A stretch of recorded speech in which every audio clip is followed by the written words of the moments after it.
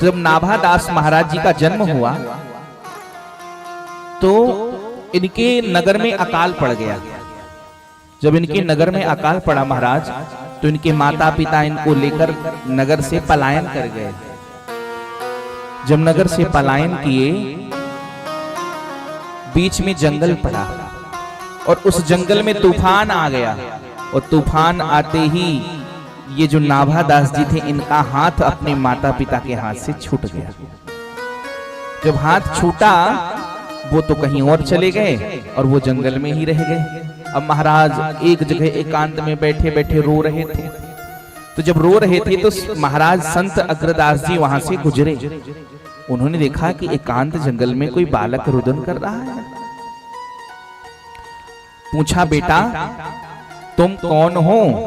ध्यान से सुनिएगा। पूछा, बेटा तुम कौन हो?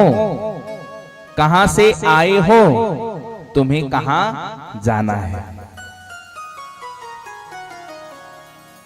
तो नाभादास जी ने कहा, प्रभु मैं यही तो जानना चाहता हूं कि मैं कौन हूं, मैं कहां से आया हूं और कहां मुझे जाना है।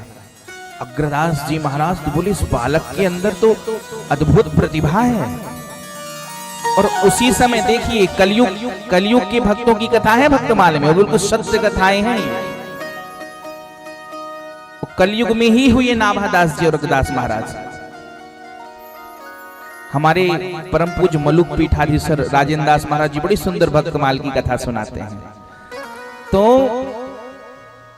हाथ में जल लिया और जल अभिमंत्रित किया और नेत्रों में डाला, तो जन्म से अंधा बालक, उसको दिव्य चक्षु आ गए, दृष्टि आ गई, देखने लगे।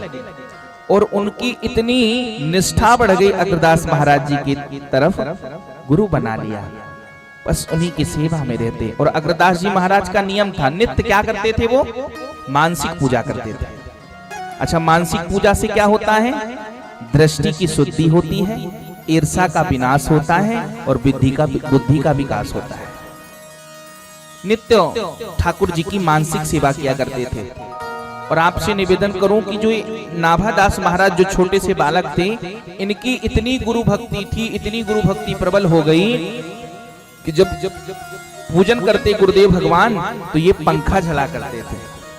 अच्छा, आजकल तो लाइट वाले पंखे आ गए हैं। आज से 50-60 वर्ष पूर्व जो है, एक कपड़ा बांध दिया जाता था रस्सी में और उसी को खींचा जाता था, तो उसी से हवा लगती थी। है, हमने देखा तो नहीं है पर सुना है संतों के मुख से।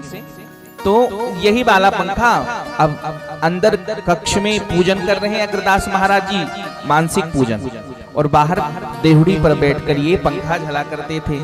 और इतनी गुरु श्रद्धा थी, इतनी गुरु निष्ठा थी कि गुरुदेव के हृदय में क्या चल रहा है ये जान जाते थे। इतने बड़े गुरु भक्त थे। तो एक दिन जो है अग्रदास जी महाराज क्या कर रहे थे? भगवान को उठाया, मन से मानसिक पूजन किया, भगवान को उठाया, भगवान को नहलाया, नहला के सुंदर तिलक लगाया और बस हाथ में माला लिए और माला पहनाने वाले थे। उतने में ही अग्रदास महाराज जी का एक चेला था, शिष्य था, एक सेठ, जो समुद्र से व्यापार करता था, सामान लाता था, ले जाता था। तो उसी समय अचानक समुद्र में तूफान आया और उसकी जो है जहाज उलटने लगी। अब वो घबराया। अच्छा, व्यक्ति जब घबराता है तो या तो प्रभु को पुकारना चाहिए या गुरु को पुकारना चाहिए। तो उसने अपने गुरुदेव भगवान अग्रदास महाराज जी का चिंतन किया कि हे गुरुदेव भगवान आप बचाइए।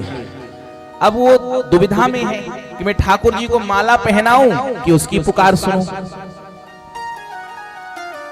उसी समय नाभादास महाराज जी को ये पता चल गया कि गुरुदेव धर्म संकट में हैं।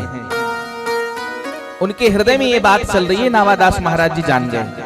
और नाभादास महाराज जी ने कहा, हे ठाकुर जी, यदि मेरी गुरु भक्ति, मेरी गुरु निष्ठा प्रबल है तो मेरी यह गुरु भक्ति का फल जो है मेरे गुरु भाई को मिल जाए और उसका कष्ट